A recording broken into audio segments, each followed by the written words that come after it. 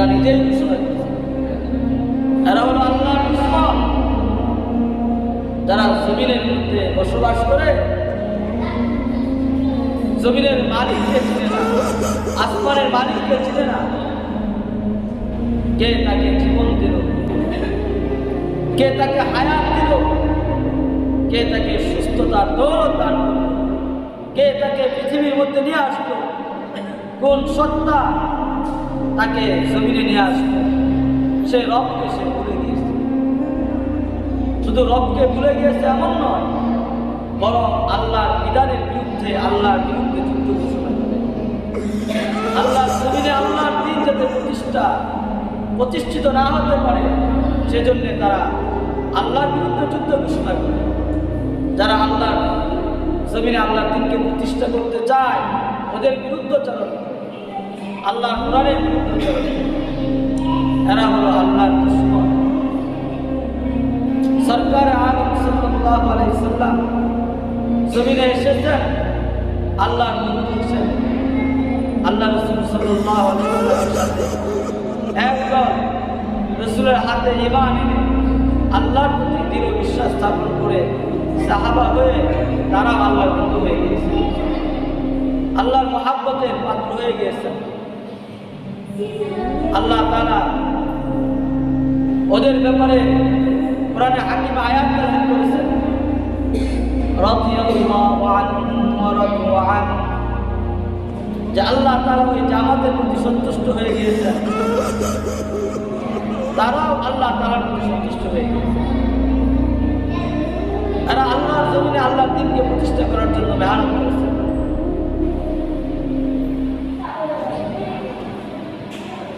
জীবন দিয়েছে, রক্ত দিয়েছে, দিনের জন্য নিজের দেশ ছেড়েছে, নিজের ঘর বাড়ি ছেড়েছে।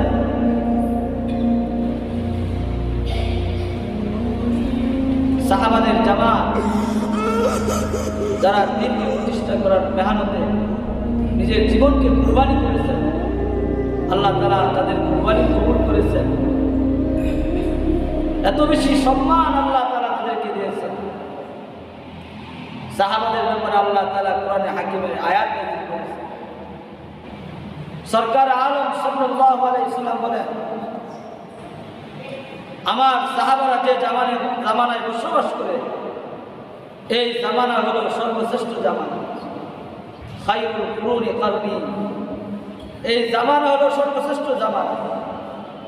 সাহাবায়ে কেরাম অনেক বড় বড় বিল্ডিং এর মালিক ছিলেন, এই কারণে সর্বশ্রেষ্ঠ হন নাই, বরং আল্লাহ তাআলার প্রতি তাদের যে ভালোবাসা মহাব্বত ছিল, রাসূলের প্রতি যে ভালোবাসা মহাব্বত ছিল, এই ভালোবাসার কারণে আল্লাহ তাআলা তাদের মর্যাদা বাড়াই দিয়েছেন। সুবহানাল্লাহ। যারা কোরআন তিলাওয়াত করতেন, কোরআনের হুকুম বাস্তবায়ন করার জন্য পৃথিবীর মধ্যে মেহনত করতেন, ওই জামানায় আরেক দল ছিল যারা আল্লাহর দুশমন, আবু জাহেলের বাহিনী। ওরা কোরআন তেলাওয়াতকে সহ্য করতে পারত না, নিজেরা তো কোরআন পড়তই না, আল্লাহর কালাম তিলাওয়াত করত না। যেখানে আল্লাহ তাআলার কালামের তিলাওয়াত হতো, সেখানে তারা হট্টগোল সৃষ্টি করত, গন্ডগোল সৃষ্টি করত। وقال الذين كفروا لا تسمعوا بهذا القرآن والغوا فيه لعلكم تغلبون। কাফের রাজা বলতো, তোমরা কোরআন শুনো না, লা তাসমাউ লিহাযাল কুরআন, কোরআন শ্রবণ করিও না, কারণ কোরআন শ্রবণ করলে রাসূলের জবানে আল্লাহর কালামের তেলাওয়াত শুনলে অনেকে এমনিতেই মুসলমান হয়ে যায়, দাওয়াত লাগতো না, এমনি মুসলমান হয়ে যায়। আল্লাহ রাসূল বাইতুল্লাহ কোরআন তেলাওয়াত করতেন, তেলাওয়াত শুনে অনেক কাফের মুসলমান হয়ে গেছে। ওরা বলে, তোমরা কোরআন শ্রবণ শুনো না, বরং অলগাও ফিহি, যেখানে কোরআনের তেলাওয়াত হবে ওইখানে গিয়ে তোমরা গন্ডগোল শুরু করবে, হট্টগোল শুরু করবে, চিল্লা ফাল্লা শুরু করবে, হইচই শুরু করবে, যাতে তারা কোরআন তেলাওয়াত না করতে পারে। ওদের উদ্দেশ্য হলো কোরআন তেলাওয়াতকে জমিনের মধ্যে বন্ধ করে দেওয়া। এরা হলো আল্লাহর দুশমন, যারা আল্লাহর দুশমনি করেছে। পৃথিবীর ইতিহাস খুলে দেখো, এরা অপমানিত, লাঞ্ছিত, অপদস্থ হয়েছে। পৃথিবীতে আল্লাহ তাআলা আবু জাহেলকে সম্মান দিয়েছিলেন। রাসূল আসার আগে সে মক্কার নেতা ছিল। আল্লাহ তাআলা তাকে সৌন্দর্য, সম্পদ, মেধা শক্তি, আল্লাহ তাআলা হাজারো নিয়ামত তাকে দিয়েছিলেন। আবু জাহালকে তাকে আবুল হাকাম বলতেন। রাসূল যখন নবুয়ত পাইলেন, যখন সে দ্বীনের বিরুদ্ধে চলে গেল, ইসলামের বিরুদ্ধে চলে গেল, কোরআনের বিরুদ্ধে চলে গেল, আল্লাহর বন্ধু হওয়ার পরিবর্তে আল্লাহর দুশমন হইল। এই আবু জাহেল, যে আবু জাহেল এক সময় পৃথিবীর মধ্যে সম্মানী ছিল, দ্বীনকে অস্বীকার করার কারণে, দ্বীনকে অমান্য করার কারণে, দ্বীনের বিরুদ্ধচরণ করার কারণে, আল্লাহ রাসূলের বিরুদ্ধচরণ করার কারণে এই আবু জাহেল ধ্বংস হয়ে গেছে। কথা বলে ঠিক কিনা? আবু জাহেলের যারা অনুসারী ছিল, উতবা, সাইবা, আবু লাহাব, উমাইয়া ইবনে খালদ, যারা এই দ্বীনের বিরুদ্ধচরণ করেছে, আল্লাহর কোরআনের বিরুদ্ধে অবস্থান নিয়েছে, কোরআনের আওয়াজকে বন্ধ করে দেওয়ার জন্য অপচেষ্টা করেছে, ষড়যন্ত্র করেছে, একটাও জমিনের মধ্যে সফল হইতে পারে নাই, সব কয়টি লাঞ্ছিত হয়েছে। এরা হলো আল্লাহর দুশমন। আল্লাহর দুশমন কারা? এক কথায় যারা আল্লাহর কোরআনের আলোকে, যারা আল্লাহর কোরআনের আওয়াজকে বন্ধ করতে চায়, কোরআনের আলো পৃথিবীর মধ্যে ছড়িয়ে পড়ুক, এটা যারা সহ্য করতে পারে না, যারা কোরআনের শক্তিকে নষ্ট করতে চায়, এরাই হলো আল্লাহর দুশমন। আজকে পৃথিবীর জমিনের মধ্যে এই কোরআনের আওয়াজকে বন্ধ করার জন্য কি পরিমাণ ষড়যন্ত্র চলছে। আমরা মুসলমান, আমরা তো ঘুমায় আছি, আমরা নিজেদের চাকরি বাকরি আর রাজনীতি নিয়ে ব্যস্ত। আমার ঈমান আমার জন্য গুরুত্বপূর্ণ একটি অধ্যায়। এই ঈমান আমার মৃত্যুর সময় কাজে আসবে, কবরে কাজে আসবে, হাসরে কাজে আসবে। ঈমানের উসিলা আল্লাহ তাআলা আমাকে জান্নাত দিবেন। এই ঈমান সম্পর্কে আমরা বেখবর, আমরা ঘুমিয়ে পড়েছি। দুনিয়ার সামান্য বস্তু নিয়ে আমরা ব্যস্ত হয়ে পড়েছি। অথচ এই ঈমানের আওয়াজকে বন্ধ করার জন্য, এই কোরআনের আওয়াজকে বন্ধ করার জন্য আজকে বিজাতিরা, আল্লাহর দুশমনেরা, আবু জাহেলের উত্তরসূরিরা, ওরা জান প্রাণ দিয়ে ওরা মেহনত করে যাচ্ছে। ওরা চায় মুসলমানের ঘরের মধ্যে কোরআন তেলাওয়াত বন্ধ হয়ে যায়। ওরা চায় মুসলমানদের দোকানগুলোর মধ্যে কোরআন তেলাওয়াত বন্ধ হয়ে যায়। ওরা চায় মুসলমানের বাজারের মধ্যে কোরআন তেলাওয়াত বন্ধ হোক। ওরা চায় সংসদের মধ্যে যাতে কোরআনের কোনো আইন পাস না হতে পারে। কথা বলেন ঠিক কিনা? এজন্য ওরা মেহনত করে যাচ্ছে, ওরা সফল হচ্ছে। আজকে আমাদের কয়জন মুসলমানের ঘরের মধ্যে কোরআন তেলাওয়াত হয়? কয়জন মুসলমানের ঘরের মধ্যে কোরআন তেলাওয়াত হয়? কয়টা দোকানের মধ্যে কোরআন তেলাওয়াত হয়? কয়টা অফিসের মধ্যে কোরআন তেলাওয়াত হয়? কয়টা যুবক কোরআন তেলাওয়াত করে? কয়জন বৃদ্ধ কোরআন তেলাওয়াত করে? কয়জন নেতা কোরআন তেলাওয়াত করে? পক্ষান্তরে কোরআনের আওয়াজকে বন্ধ করার জন্য ওরা যে ষড়যন্ত্রমূলক গুনার আয়োজন করছে, মুসলমানের ঘরের মধ্যে এগুলো আছে কি নাই? আওয়াজ করবার আছে কি নাই? আজকে দোকানের মধ্যে, এটা মুসলমানের দোকান, এখানে কি পরিমাণ অশ্লীলতা হয়, কি পরিমাণ নাচ আর গান হয়, কি পরিমাণ নাটক দেখা হয়। প্রত্যেকটা মুসলমানের ঘরের মধ্যে দিনে কয় ঘন্টা নাচ গান চলতে থাকে, যুবক কয় ঘন্টা ফেসবুকের মধ্যে পড়ে থাকে। যারা আল্লাহর দুশমন, ওদের মেডিসিন আজকে আমরা গ্রহণ করতেছি।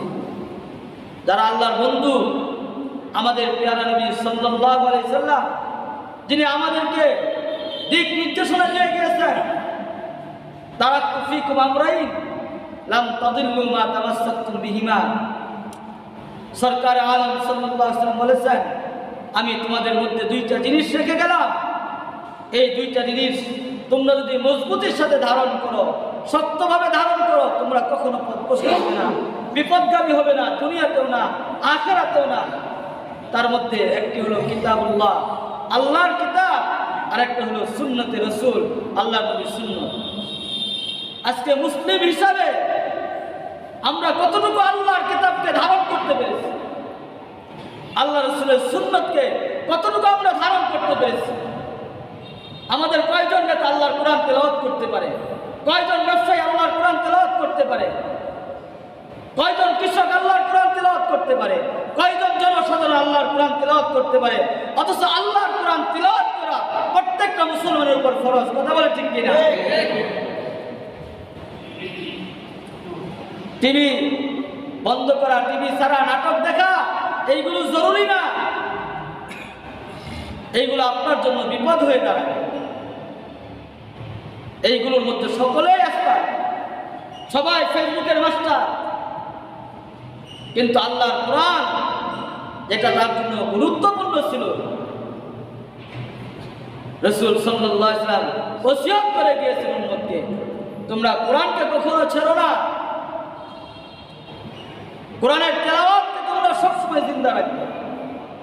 সেই কোরআন থেকে ইহুদিরা আমাদেরকে দূরে সরাই দিবে। রাসূলের সুন্নাত, কতজন নেতার মধ্যে রাসূলের সুন্নাত আছে? মুসলিম জাতির নেতা, মুসলমান সমাজের নেতা, সেও মুসলমান, মৃত্যুর পরে অবশ্যই ইসলামের পদ্ধতি অনুযায়ী তাকে দাফন কাফন করা হয়। কথা বলে ঠিক কিনা? মরার পরে তুমি যদি ইসলাম মানতে পারো, জমিনে আসার সময় তোমার কানের মধ্যে আযান দেওয়া হয়েছে, তখন তুমি যদি ইসলাম মানতে পারো, তাহলে যখন আল্লাহ তাআলা তোমাকে ইসলাম মানার কথা বলছে, যখন তোমাকে আল্লাহ মেধা শক্তি দিয়েছে, বালেগ বানাইছে, আকল দিয়েছে, বুদ্ধি দিয়েছে, তখন তুমি কেন আল্লাহর দ্বীন মানতেছ না? কেন তোমার পোশাকের মধ্যে ইহুদি নাসারাদের পোশাক?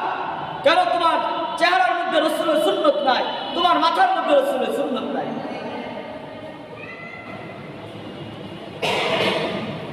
অভিভাবক হিসাবে কেন আমার সন্তানকে কোরআন শিখাইতে পারলাম না? কেন আমার স্ত্রীকে কোরআন শিখাইতে পারলাম না? কেন আমার সন্তানকে সুন্নতের উপর উঠাইতে পারলাম না?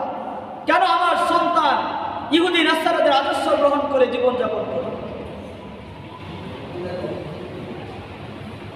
কেন আমি আল্লাহর বন্ধু হওয়ার পরিবর্তে আল্লাহর দুশমনদের পথ গ্রহণ করলাম?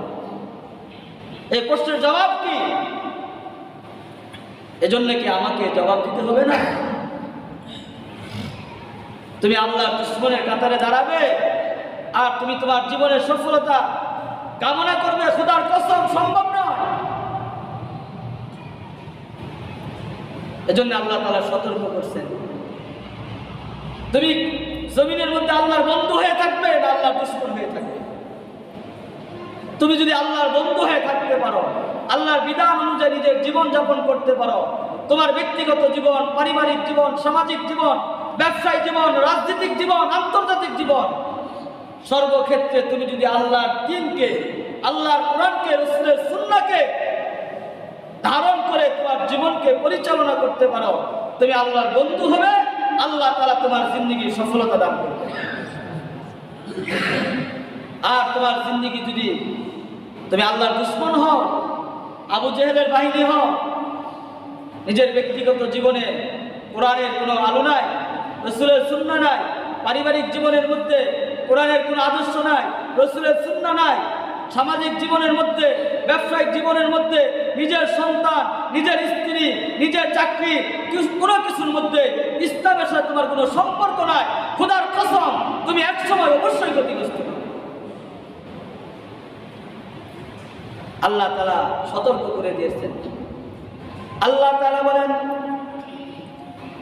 وَيَوْمَ يُحْشَرُ أَعْدَاءُ اللَّهِ إِلَى النَّارِ فَهُمْ يُوزَعُونَ حَتَّى إِذَا مَا جَاءُوهَا شَهِدَ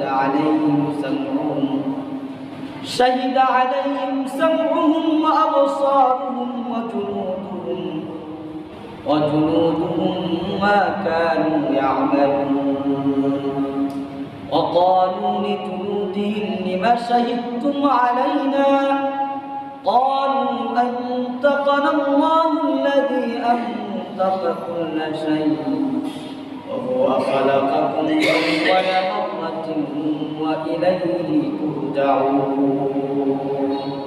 আল্লাহ তাআলা বলেন, যারা আল্লাহর দুশমন, আ'দাউল্লাহ, যারা জমিনের মধ্যে আল্লাহ নাফরমানি করে,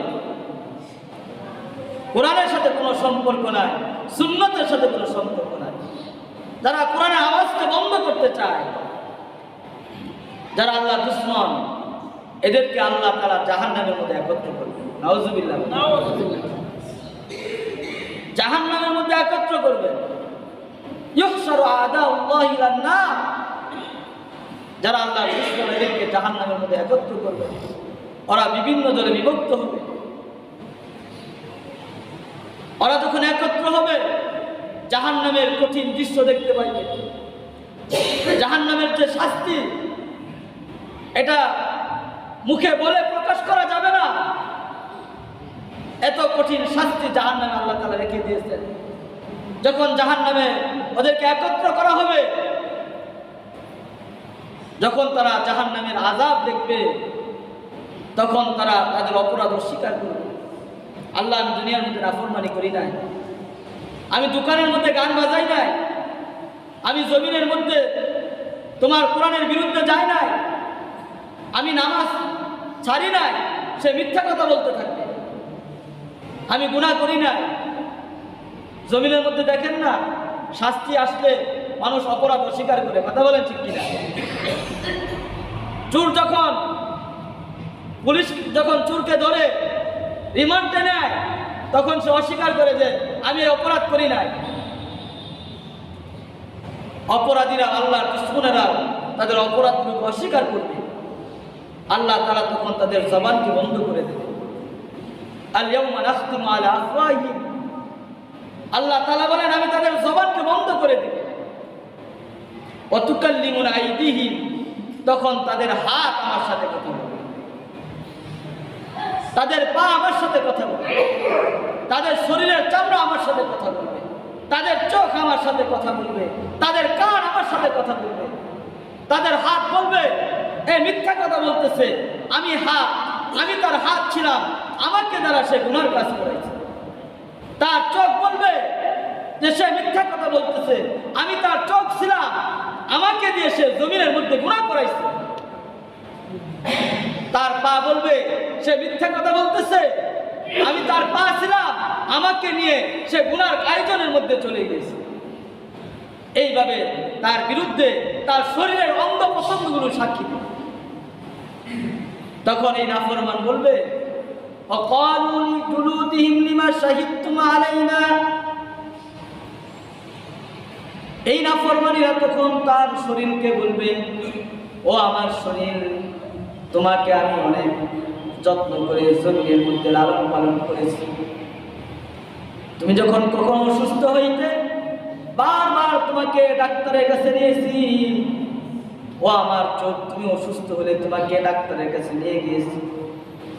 আমি তোমাকে প্রতিদিন সুন্দরভাবে গোসল করাইছি, সুন্দর করে তোমাকে সুসজ্জিত করেছি, উন্নত মানের সাবান দিয়ে তোমাকে পরিষ্কার পরিচ্ছন্ন রেখেছি। তোমার সুস্থতার জন্য আমি প্রতিনিয়ত ভালো ভালো খাবার দিয়েছি, উন্নত মানের খাবার গ্রহণ করেছি, যাতে তুমি চোখ সুন্দরভাবে জমিনের মধ্যে থাকো। যাতে তোমার হাতের সুস্থতা থাকে। আমি এত মোহাব্বত করে তোমাকে লালন পালন করেছিলাম, আজকে তুমি আমার শরীর হয়ে আমার বিপক্ষে তুমি সাক্ষী দিলে।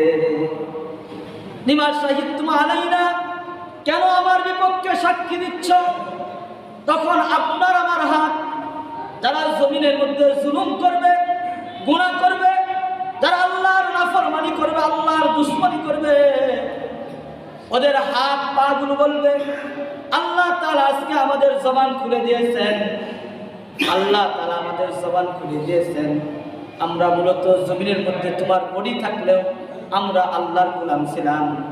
তুমি আল্লাহর নাফরমানি করতে পারো, আমরা আল্লাহর নাফরমানিকে কখনো সহ্য করতে পারি না। আপনার আমার যারা জানেন, যারা জুলুম করবে, গুনাহ করবে, এদের হাত পা এদের বিপক্ষে সাক্ষী। এরা যখন জাহান্নামে যাবে, এরা প্রচন্ড রকমের রাগান্বিত হবে। জাহান্নাম থেকে বাঁচার তো কোনো রাস্তা নাই। সেখানে কোনো নেতার ফোন চলবে না, চলবে নাকি? ঘুষ চলবে? কারো কোনো সুপারিশ চলবে না। ওয়ালা সাদিকিন হামিম, জাহান্নামীদের কোনো বন্ধু থাকবে না,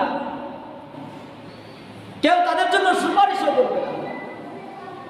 ওরা যখন জাহান্নামে যাবে তখন প্রচন্ড রাগান্বিত হয়ে তারা বলবে, রব্বানা আরিনাল্লাযাইনি আযাল্লানা মিনাল জিন্নি ওয়াল ইনস নাজআলহুমা তাহতা আকদামিনা লিয়াকুনা মিনাল আসফালিন। জাহান্নামীরা বলবে, হে আমাদের রব, রব্বানা, হে আমাদের রব, আরিনাল্লাযাইনি, আপনি আমাদেরকে ওদেরকে দেখাই দিন, আযাল্লানা, যারা আমাদেরকে জমিনে পথভ্রষ্ট করেছে, যারা জমিনে ইবাদত থেকে আমাদেরকে দূরে রেখেছে, যারা জমিনে কোরআন তেলাওয়াত করা থেকে আমাদেরকে দূরে রাখছে, যারা জমিনের মধ্যে নাফরমানি করার ক্ষেত্রে আমাদেরকে সহযোগিতা করছে, মিনাল জিন্নি ওয়াল ইনস, শয়তান এবং মানুষদের থেকে যারা আমাদেরকে পথভ্রষ্ট করেছে, ওদেরকে আমাদেরকে দেখাই দেন, ওদেরকে আমাদের সামনে নিয়ে আসেন। ইনাজআলহুমা তাহতা আকদামিনা, যাতে করে আমরা তাদেরকে আমাদের কদমের নিচে, পায়ের নিচে রাখি। লিয়াকুনা মিনাল আসফালিন, যাতে করে তারা আজকে লাঞ্ছিত, অপমানিত, অপদস্থ হয়, তারা সবচাইতে নিকৃষ্ট জাহান্নামের মধ্যে থাকে। ওদের বুকের মধ্যে আমরা পাড়া দিয়ে আমরা পরে জাহান্নামের মধ্যে প্রবেশ করব। জাহান্নামীরা আল্লাহ তাআলার কাছে এই ফরিয়াদ করবে, যারা জমিনের মধ্যে আমাদেরকে ইবাদত থেকে দূরে রাখছে, কোরআন থেকে দূরে রাখছে, সুন্নাহ থেকে দূরে রাখছে, ওদেরকে নিয়ে আসেন, ওদের বুকের উপর আমরা পা রাখবো, ওদের চেহারার উপর আমরা পা রাখবো। ওদের কারণে আজকে আমরা জাহান্নামী। এজন্যে যে সকল পিতা তার সন্তানকে ইবাদত থেকে দূরে রাখবে, কোরআন থেকে দূরে রাখলো, দুনিয়ার শিক্ষায় শিক্ষিত করলো, কিন্তু সন্তানকে কোরআন শিখাইতে পারলো না, পাশ্চাত্যদের পোশাক সন্তানের গায়ের মধ্যে তুলে দিল, রাসূলের সুন্নতি পোশাক পরাইতে পারলো না, যে পিতা 3 বেলা তার সন্তানকে সুন্দর উন্নত মানের খাবারের ব্যবস্থা করলো, কিন্তু আল্লাহর মসজিদে নিয়ে আসতে পারলো না,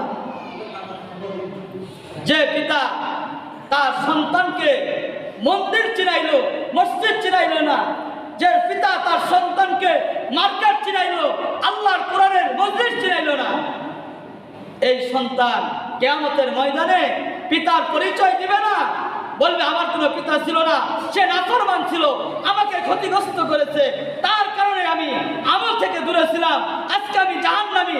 তাকে নিয়ে আসেন, সন্তান তার পিতার বুকের উপর পাড়া দিয়ে জাহান্নামে প্রবেশ করছে। যে নেতা তার অধীনস্থদেরকে নামাজ থেকে দূরে রাখে, নিজের দলের কথা বলে, নিজের মিটিং এর কথা বলে, মিছিলের কথা বলে, রাজনীতির কথা বলে, কিন্তু নিজের অধীনস্থদেরকে কখনো আল্লাহর বিধান মানার কথা বলে নাই, নামাজের কথা বলে নাই,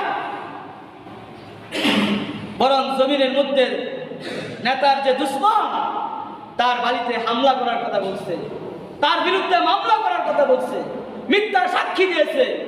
কিন্তু কোনোদিন তার অধীনস্থদেরকে বলে নাই যে তুমি নামাজ পড়ো, কোরআন তেলাওয়াত করো, তুমি দাঁড়িয়ে রাখো, তোমার পোশাকের মধ্যে সুন্নতি পোশাক ধারণ করো, কোনোদিন বলে নাই। এই অধীনস্থরা কিয়ামতের ময়দানে বলবে, হে আল্লাহ, ওই সকল নেতাদেরকে এনে দাও যাদের কারণে আমরা জাহান্নামী হয়েছি, আদাল্লানা, যারা আমাদেরকে পথভ্রষ্ট করেছে, যারা আমাদেরকে নামাজ থেকে দূরে রাখছে, যারা আমাদেরকে কোরআন সুন্নাহ থেকে দূরে রাখছে, যারা আমাদেরকে সন্তোষী শিক্ষা দিয়েছিল, যারা আমাদেরকে মিটিংয়ের নামে মানুষকে হয়রানি করেছে, ওই সকল নেতাদেরকে এনে দাও, ওদের বুকের উপর পাড়া দিয়ে আমরা জাহান্নামে প্রবেশ করব। যে সকল স্বামী তার স্ত্রীকে পর্দার মধ্যে ঢুকাইতে পারলো না, নিজের স্ত্রীকে, তার উপর দায়িত্ব ছিল নিজের স্ত্রীকে ইসলামের উপর, ইসলামের আদর্শের উপর ওঠানো, সে পারে নাই। এই স্বামী কিয়ামতের ময়দানে এই স্ত্রী স্বামীর কথা বলে যাবে, বলবে ও আমার স্বামী ছিল না, আমি তার কাছে ছিলাম, সে আমাকে দুনিয়া বিভিন্ন জায়গায় নিয়ে গিয়েছে, কখনো পর্দার কথা বলে নাই, নামাজের কথা বলে নাই, পিতামাতার খেদমতের কথা বলে নাই, সে আমাকে দ্বারা নাফরমানি করেছে, আজকে ওকে এনে দাও, তার বুকের উপর পাড়া দিয়ে জাহান্নামে প্রবেশ করবে। যে সকল অফিসার নিজের অধীনস্থদেরকে 8 ঘন্টা 12 ঘন্টা ডিউটি করায়, ওভার টাইম দেয়, দিনে কতবার কথা বলে, শত শত কথা দুনিয়াবি কাজের জন্য বলতেছে, কিন্তু কোনোদিন বস তাকে নামাজের কথা বলে নাই, ইবাদতের কথা বলে নাই, রাসূলের সুন্নাহর কথা বলে নাই, কোরআনের কথা বলে নাই। অফিসারদের বিরুদ্ধে তার এই অধীনস্থ সাক্ষী দিবে, বিপক্ষে দাঁড়াই যাবে যে আল্লাহ, তার সাথে আমার জিন্দেগি পরিচালিত হয়েছে, লম্বা সময় আমি কাটাইছি, সে যা বলতো আমি তাই শুনতাম, সে বসে থাকার কথা বলছে বসে থাকতাম, দাঁড়ানোর কথা বললে দাঁড়াইতাম, সময় মতো তার অর্ডার আমি ফলো করতাম, আমি তাকে মানতাম। সে একবারের জন্য নামাজের কথা বলে নাই, তোমার মুহাব্বতের কথা বলে নাই, তোমার রাসূলের সুন্নাহর কথা বলে নাই। তাদের কারণে আমরা জাহান্নামী হয়েছি, ওকে এনে দাও, তার বুকের উপর পাড়া দিয়ে জাহান্নামে প্রবেশ করবে। এটা আমার কথা না, আল্লাহ নিজেই বলতেছে। وقال الذين كفروا ربنا أرنا الذين أضلانا من الجن والإنس نجعلهما تحت أقدامنا ليكونا من الأسفلين। এজন্য আমাদের সতর্ক হওয়া দরকার। জিন্দেগি যেভাবে আমরা পরিচালিত করছি, এটা জীবন না। যে জিন্দেগির মধ্যে কোরআন তেলাওয়াত নাই, এটাকে জীবন বলে না। যে জিন্দেগির মধ্যে রাসূলের সুন্নাত নাই, ওটাকে জীবন বলে না। এই জীবন পশুর জীবনের চাইতে নিকৃষ্ট। যে জীবনের মধ্যে নামাজ নাই, কালাম নাই, ইবাদত নাই, আল্লাহর জিকির নাই, আল্লাহর মুহাব্বত নাই। কথা বলেন ঠিক কি না? এজন্য মুহতারাম হাজিরিন, যে কোনো মুহূর্তে এই জীবনের বাতি প্রদীপ নিভে যেতে পারে। যে কোনো মুহূর্তে আপনার বাড়ির দরজায় আজরাইল উপস্থিত হয়ে যাবে, আপনি টেরও পাবেন না। আপনি চিন্তা করতেছেন আমি অমুক মাসে উন্নত মানের মার্কেট করব, নিজের উন্নত মানের জামা ক্রয় করব, বিদেশ গিয়ে মার্কেট করব। আপনি হয়তো বা জানেন না আপনার কাফনের কাফন এই জমিনের মার্কেটে চলে আসছে। কিসের বাহাদুরি আর কিসের অহংকার, আর আপনি কোন জিনিস নিয়ে ব্যস্ত আছেন? এজন্য আমরা সতর্ক হই, যাতে কিয়ামতের ময়দানে আল্লাহ তাআলা আমাদেরকে আল্লাহর বন্ধুদের মধ্যে স্থান দেন। যারা জমিনে আল্লাহর বন্ধু, যারা আল্লাহর ভালোবাসার পাত্র, হযরত আবু বকরের দলের মধ্যে যাতে আল্লাহ তাআলা আমাদেরকে জায়গা করে দেন। আল্লাহর দুশমন থেকে আল্লাহ তাআলা আমাদেরকে হেফাজত করেন। এজন্য আমাদের চেষ্টা করতে হবে। রাজি আছি তো ইনশাআল্লাহ? আল্লাহ তাআলা আমাদেরকে বুঝবার, আমল করার তৌফিক দান।